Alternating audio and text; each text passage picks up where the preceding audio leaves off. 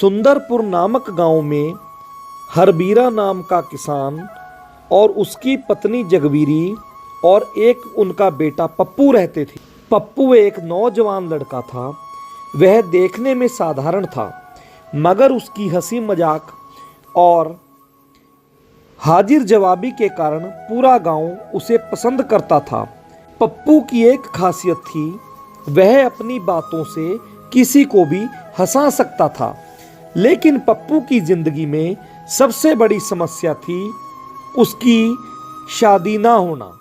गांव में उसकी शादी की बहुत चर्चाएं होती थी, मगर जब भी रिश्ता तय होने लगता कोई ना कोई अड़चन आ जाती तो कोई गांव वाला भांजी मार देता। कभी लड़की के माता पिता को उसकी नौकरी पसंद नहीं आती तो कभी कोई और कारण आ जाता। आखिरकार उसकी शादी गांव की ही एक बहुत सुंदर और जवान समझदार लड़की राधा से हो गई। राधा बहुत पढ़ी लिखी थी, समझदार थी और राधा को घर के सारे काम आते थे। उनकी शादी के बाद कुछ समय बीत गया और सब कुछ अच्छा चल रहा था, लेकिन किस्मत को कुछ और ही मंजूर था। राधा और पप्पू की शादी को 3 साल हो चुके थे, मगर उनकी कोई संतान नहीं हुई थी। गांव में लोगों ने तरह तरह की बातें की। कुछ लोग कहने लगे कि राधा में ही कोई कमी पेशी होगी, तो कुछ पप्पू को दोष देने लगे।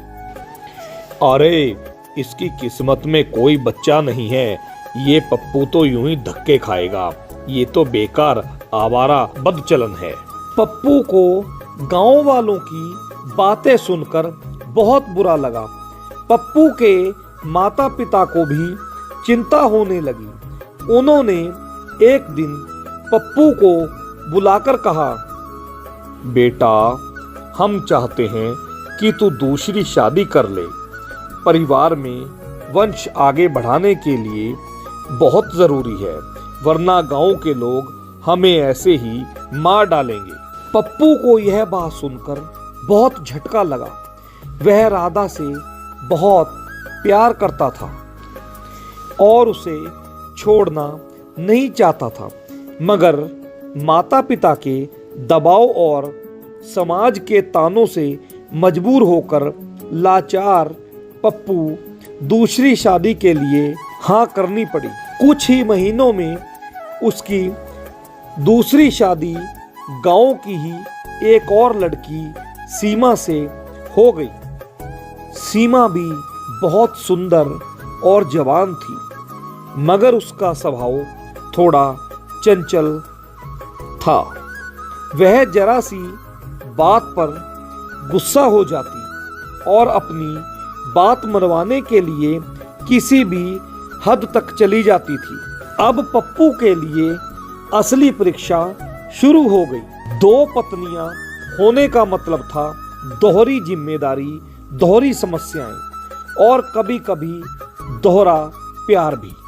शुरुआत में सब कुछ ठीक चला। राधा शांत स्वभाव की थी, इसलिए उसने सीमा को स्वीकार कर लिया और उसे अपनी छोटी बहन की तरह माना। मगर सीमा को यह बात पसंद नहीं आई। उसे लगता था कि पप्पू अब भी राधा को ज्यादा प्यार करता है। धीरे धीरे घर में लड़ाई झगड़े विवाद बढ़ने लगे। एक दिन सीमा ने गुस्से में कहा, तुम हमेशा राधा की चिंता करते हो, मेरी नहीं। पप्पू ने हंसते हुए जवाब दिया, अरे पगली, तुम्हारी भी चिंता करता हूं, मगर एक समय में 2 चिंताओं को झेलना आसान नहीं। सीमा ने उसकी हंसी को गंभीरता से नहीं लिया। उसने राधा से लड़ना झगड़ना शुरू कर दिया और बात इतनी बढ़ गई कि घर का माहौल तनावपूर्ण हो गया। पप्पू को समझ नहीं आ रहा था कि क्या करे। वह अपनी दोनों पत्नियों को खुश रखना चाहता था, मगर दोनों के बीच की लड़ाई झगड़े खत्म होने का नाम नहीं ले रहे थे। एक दिन उसने एक तरकीब निकाली। दोनों पत्नियों को पास बुलाकर बोला, हम तीनों एक खेल खेलते हैं। जो भी इस खेल को जीतेगा उसे मैं अपना सबसे बड़ा इनाम दूंगा। दोनों पत्नियां खुश हो गई और खेलने को तैयार हो गई। पप्पू ने खेल के नियम बताए और कहा, तुम दोनों को एक हफ्ते तक बिना किसी झगड़े के रहना होगा।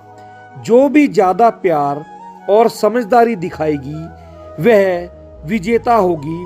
उसे मैं बहुत बड़ा इनाम दूंगा। राधा और सीमा दोनों ने इस शर्त को मान लिया। पहले कुछ दिन तो दोनों ने बहुत संयम रखा। वे झगड़ने से बचती और एक दूसरे से प्यार से पेश आती, मगर जैसे जैसे समय दिन बीतने लगा सीमा को गुस्सा आने लगा। वह झगड़ा करने के लिए कोई ना कोई बहाना ढूंढ रही थी। आखिरकार 7वां दिन पूरा हुआ और पप्पू ने राधा को विजेता घोषित कर दिया। सीमा को यह सुनकर बहुत बुरा लगा, मगर तब तक वह समझ चुकी थी कि प्यार और धैर्य ही असली जीत है, असली जीवन है। उसने राधा से हाथ जोड़कर माफी मांगी और दोनों में प्यार और दोस्ती हो गई। समय बीतता गया और घर का माहौल पहले से बेहतर होने लगा। कुछ सालों के बाद राधा और सीमा दोनों को संतान का सुख प्राप्त हुआ। अब घर में खुशियों की बहार थी। पप्पू की चालाकी और मजाकिया स्वभाव ने एक बिगड़ते हुए रिश्ते को बचा लिया। उसने यह साबित कर दिया कि प्यार और समझदारी से हर समस्या का हल निकाला जा सकता है।